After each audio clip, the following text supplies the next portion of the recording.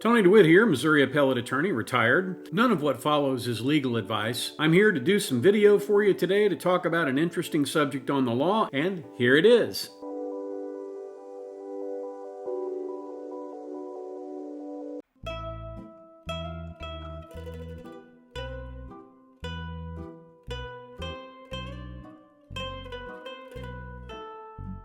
A subscriber asks whether a judge can get around a statute of limitations.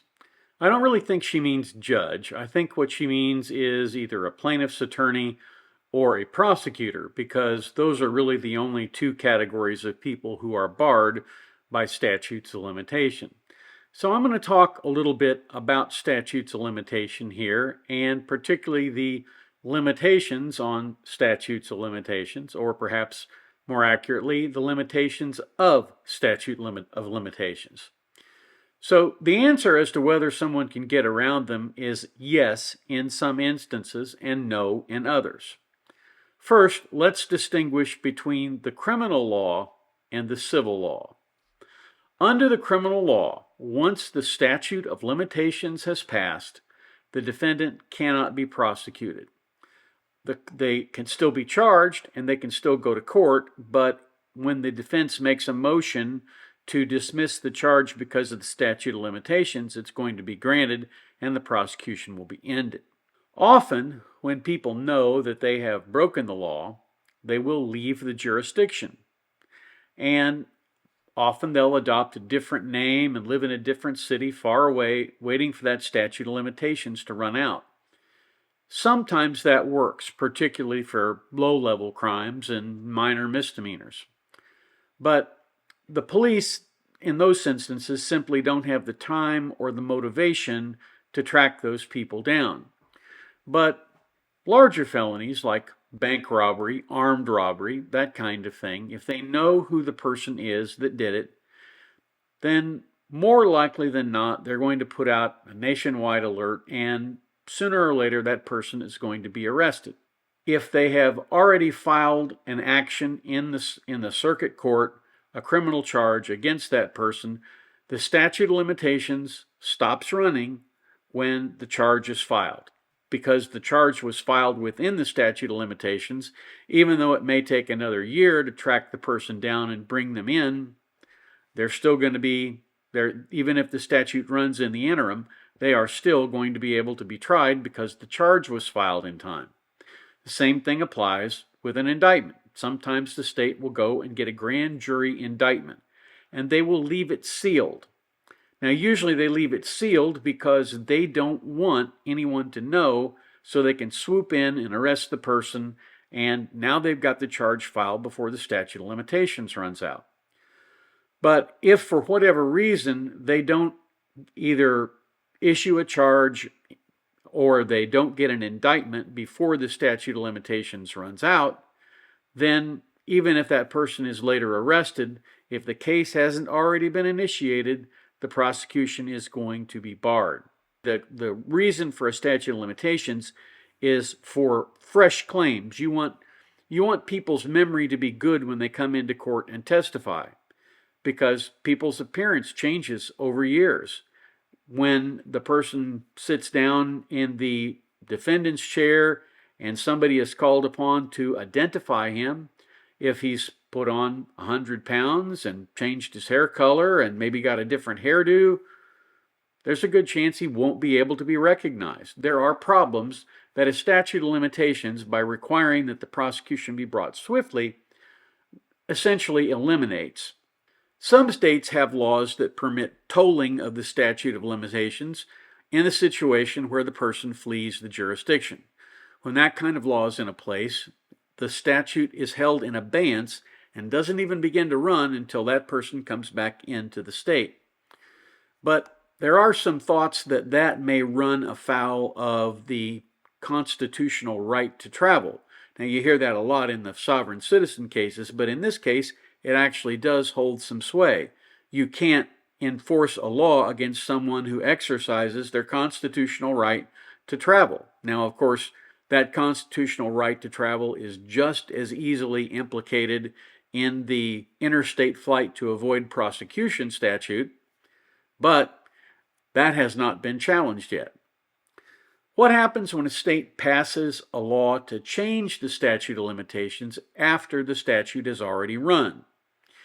In the criminal context, that would be an unconstitutional ex post facto law. An ex post facto law is a law that retroactively changes the legal consequences of actions that were committed before the enactment of the law.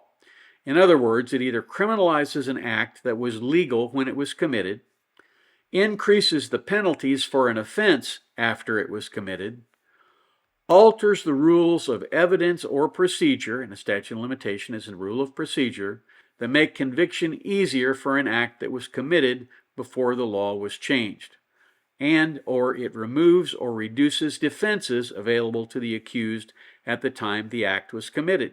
There's multiple ways that would be an ex post facto charge, and you could get it dismissed if you filed the appropriate motions and that sort of thing. Under the Constitution, ex post facto laws are prohibited by Article 1, Section 9 for the federal government and by Article 1, Section 10 for the states. This prohibition protects individuals from being punished under laws that were passed after they committed an act that was not illegal at the time or that subjected them to harsher punishments. So extending the limitations period would be an act that removed a defense or obviated a procedural defense, and it would be invalid under that statute. But what about civil statutes of limitation? Civil statutes of limitations are usually related directly to the type of tort action that's being brought. And in some states, a person who is free from suit by virtue of the statute of limitations having been run has a vested right not to be sued. And in others, there is no such issue. The state statutes of limitations are matters of state law, and they are not subject to the ex post facto clause, as that only applies to criminal statutes. But sometimes their application does tread closely to the criminal law and thereby invoke some kind of ex post facto analysis. Now, the Supreme Court has spoken on the application of ex post facto to civil cases in Smith v. Doe, 538 U.S. 84. That case involved an Alaska statute. That statute required a convicted sex offender to register as a convicted sex offender, even though they may have committed the offense before the statute was passed. In other words, it had retroactive application to everybody who had been convicted previous to the passage of the act. That was challenged on the basis of the ex post facto clause, and the Supreme Court looked at the legislative intent, and it found that it was a reasonable regulatory scheme that was meant to protect the public by letting them know when a registered sex offender was sort of in the neighborhood. And so they didn't decide that that was an ex post facto law, because they said it would only be ex post facto if it had the clearest proof of punitive effect. Now, the subscriber who is asking for this particular video was asking about it in terms of Trump's litigation struggles. There were 2 civil cases and there were 3 criminal cases that were brought against Mr. Trump. One civil case found that Mr. Trump had attacked a woman in a department store bathroom and awarded her damages. Now, the attack occurred well before Mr. Trump was a household name, and it occurred well outside the statute of limitations in existence at the time of the attack. So the statute had already run. A New York legislator passed the law extending the statute ostensibly to get President Trump and allow the woman to sue him. Now, what's funny about this is that the same legislator who put this bill into existence was later sued by someone under it, which I find an interesting piece of trivia, I guess. The case right now is on appeal. Trump was found to be liable and had to pay damages. The case, like I said, is on appeal. There are numerous due process and ex post facto problems in that case, and it's probably going to wind up at the Supreme Court at some point.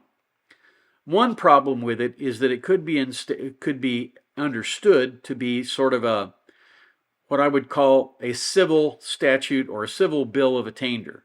Now, bills of attainder are definitely prohibited under the Supreme Court's precedent and under the Constitution. But what amounts to a bill of attainder is a little bit different than statutes of limitation. In merry old England, before we broke away from them and formed our own country, bills of attainder were passed by Parliament, and they were very much like ex post facto laws. They said, well, George did something over here, so we're going to pass a statute, we're going to criminalize it, and we're going to throw him in jail based on this bill of attainder. He was attainted in that way. Courts in the United States have adopted a three-part test to determine if a law functions as a bill of attainder. If the law inflicts punishment, if the law targets a specific named or identifiable individual or group of individuals, and if those individuals or groups would otherwise have judicial protections. So in Mr. Trump's case, he would otherwise have judicial protection from the statute of limitations. And the legislator who pushed it through specifically targeted Mr. Trump.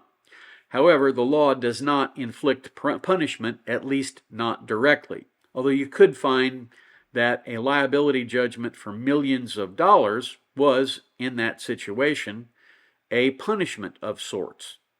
And that's an interesting point because the court has applied the excessive fines clause to treble damages in certain instances. So there could be a situation where a court could conclude that it is a bill of attainder, but I'd give that about a 5% chance. The key issue is, like I said, whether the law inflicts punishment. Certainly, there's some argument that it does, but we're going to have to wait a long time for SCOTUS to decide that, because first it has to go to the Intermediate Court of Appeals in New York, then it has to go to the Court of Appeals, which is the New York Supreme Court, and then after that, assuming it doesn't get resolved, it will have to go up to the Supreme Court of the United States. And we'll have to wait to see if they'd apply that to a civil context. Now, I'm just pointing out issues in this regard. I am not suggesting in any way that the case was brought inappropriately or that any of these appellate issues are going to be dispositive in favor of Mr. Trump. I'm simply pointing out what has been argued and articulated in those cases in the court below and likely will be argued on appeal. The New York criminal case involved Mr. Trump having signed invoices for his lawyer, Michael Cohen, that Trump supposedly knew were false, and he thereby created a false business record. The false record statute that was at issue made the falsification of business records a misdemeanor, and the misdemeanor statute of limitations had already run when this particular district attorney decided to prosecute Mr. Trump. So what he did was he asserted that Mr. Trump had falsified these records to cover up another crime. But the problem with his indictment is that it never specified what the other crime that was covered up was. In the American judicial system, you have to give fair notice of the charges, and that means specificity. They filed a bill of particulars in that case, and the state would not tell them what the other felonies were.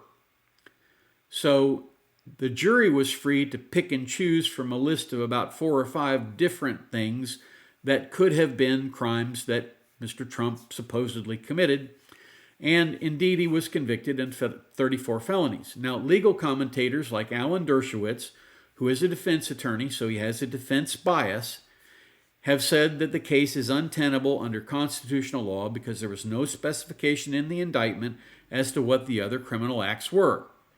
And as I've noted here before, due process requires notice and an opportunity to be heard, and notice certainly requires specificity with respect to what you are being charged to have done. And in that particular case, a jury instruction was given that allowed the jury to roam freely through the evidence to decide on what the criminal act was, and the jury did not have to be unanimous in deciding what the criminal act was. So that's what we in Missouri would call a roving commission, and that too is a huge issue in terms of appellate rules. So there have been a number of commentators here who have said that not specifying the covered up criminal act is supposedly allowed under New York law, under New York precedent. And that may be. But New York is still subordinate to the United States Constitution.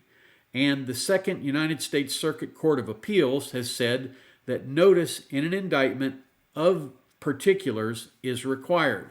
And in a case very similar to this, they reversed a conviction when that was not done, when the specificity was not provided.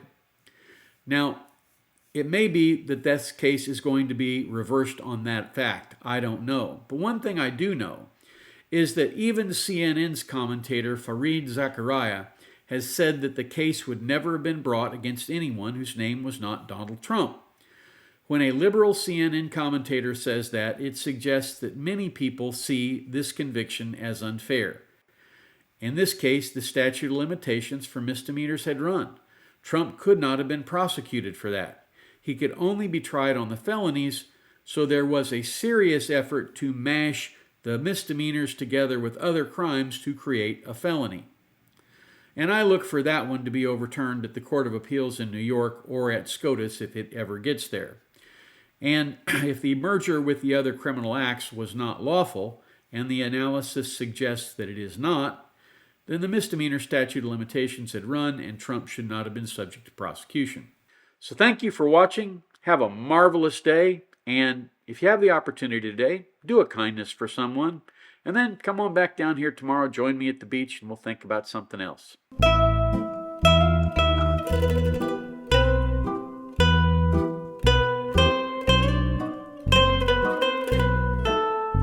Hey, as I said at the beginning, none of what I said is legal advice. But let me tell you what, the stuff that's going to be right up here, these are the things that YouTube thinks you might be interested in going forward. Have a terrific day.